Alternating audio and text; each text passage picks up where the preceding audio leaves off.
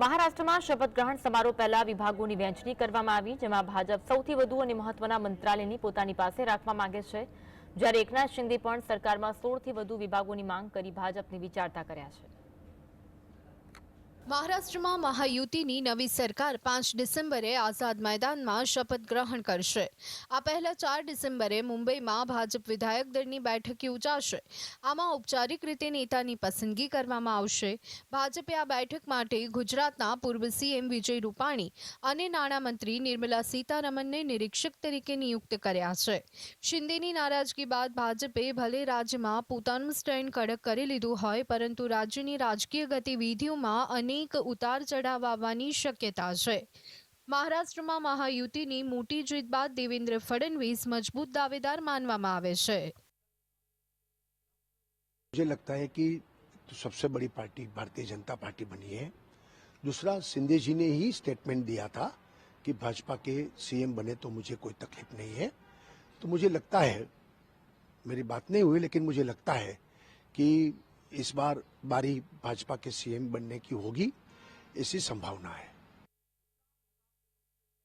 તો બીજી તરફ સીએમ ફેસ પહેલા એવી પણ ચર્ચાઓ વહેતી થઈ હતી કે મહારાષ્ટ્ર સરકારમાં ભાજપ પાસે 21થી 22 મંત્રાલય હશે.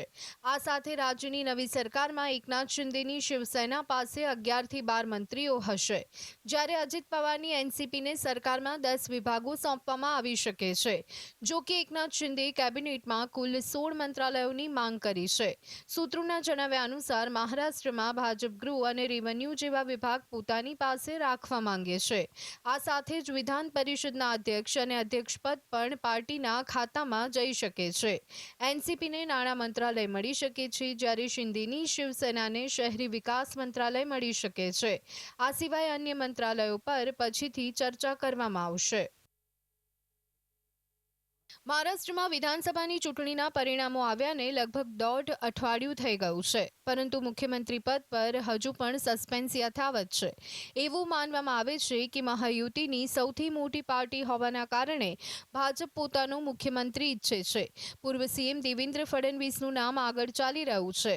અજિત પવારે પણ ફડણવીસના નામ પર સહમતિ દર્શાવી છે. જો કે શિવસેના એકનાથ શિંદેને ફરીથી સીએમ બનાવવા માંગે છે. શિવસેનાની દલીલ છે કે શિંદે સરકારની નીતિઓના કારણે જ મહાયુતિ ચૂંટણીમાં આવું પ્રદર્શન કરી શકે છે. તો બીજી તરફ હવે બુધવારના દિવસે યોજાનારી ધારાસભ્ય દળની બેઠકમાં જ સીએમ ફેસ પર મહોર લાગશે તે નક્કી છે. Bureau report, GSTV.